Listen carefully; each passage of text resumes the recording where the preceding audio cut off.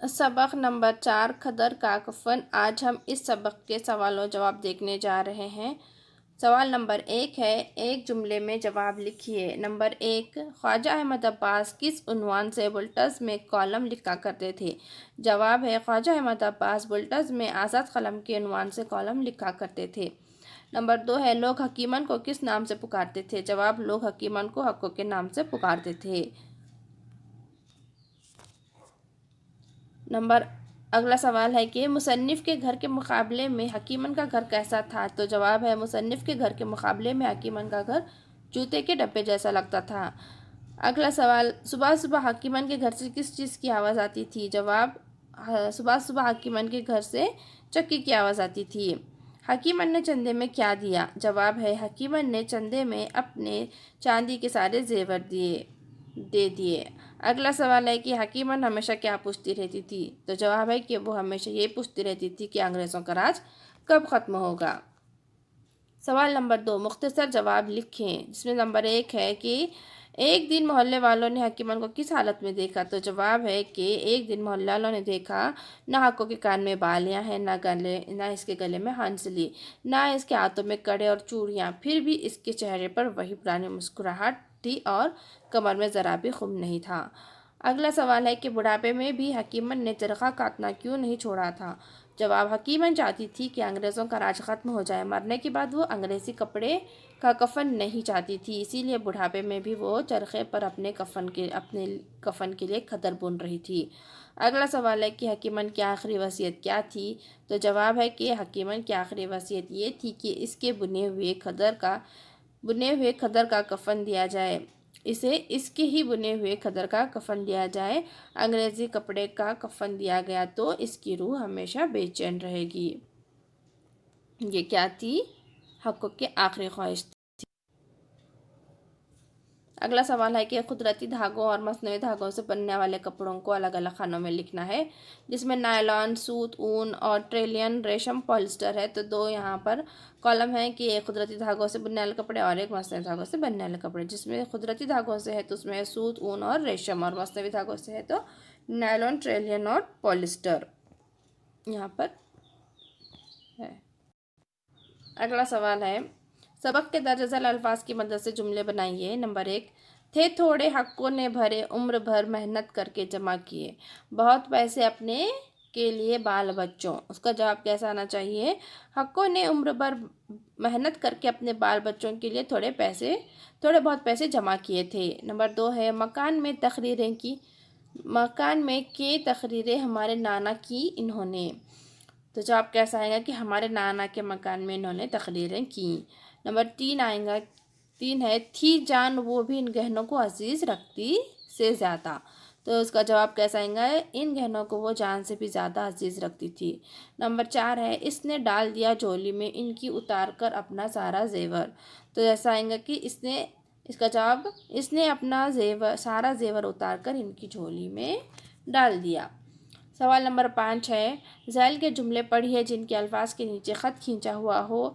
इनकी ज़िद इस्तेमाल करके जुमला दोबारा लिखना है।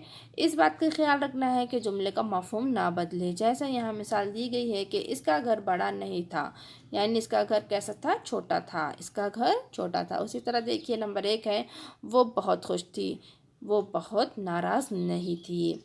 नंबर 2 है, हक्को बहुत मेहनती थी, हक्को बहुत काहिल नहीं थी।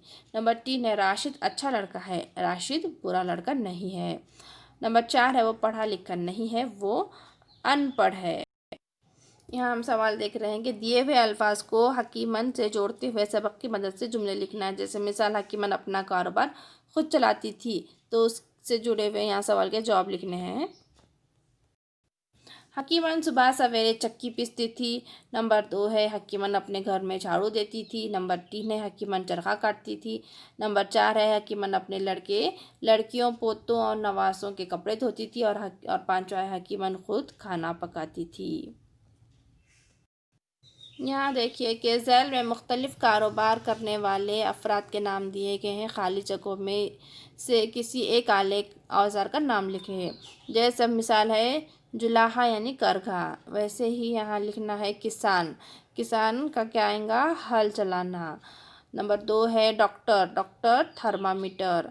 नंबर 3 है माहीगीर, जाल। नंबर 4 है मुल्ला, कश्ती। नंबर 5 है लोहार, धुकनी। और नंबर 6 है दर्जी, खैंची।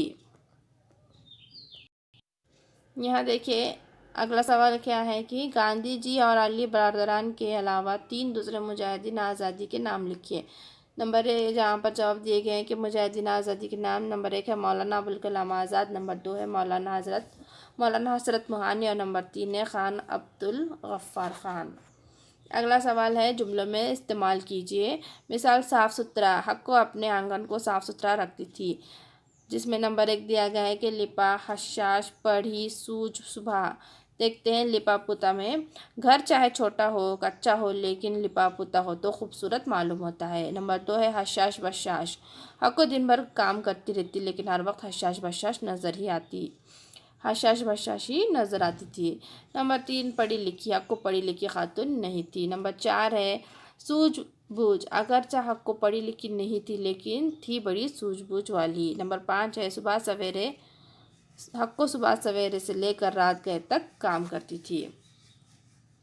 यहाँ देखिए अगला सवाल है कि झैल के हर लफ्ज़ के सामने 3 अल्फाज दिए हुए हैं, जिनमें से एक इस लफ्ज़ का हम मायनी है, इसे शिनाख्त करके इसके गिर्द दायरा बनाइए। जवाबात देखिए यहाँ पर,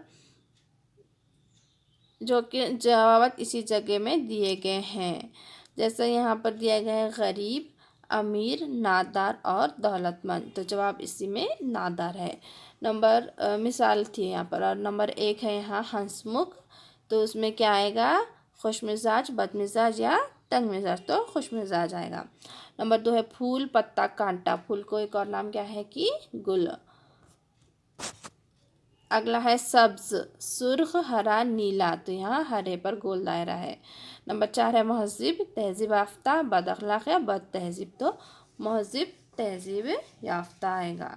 तो आज हमारे यहाँ सबक नंबर 4 के कदर के कफ़न, इस सबक के सवाल जवाब मुकम्मल हुए। हम अगले वीडियो में अपने अगले नज़्म के सवाल जवाब देखेंगे। तो हमारे वीडियो को शेयर और लाइक करें, हमारे चैनल को सब्सक्राइब करें।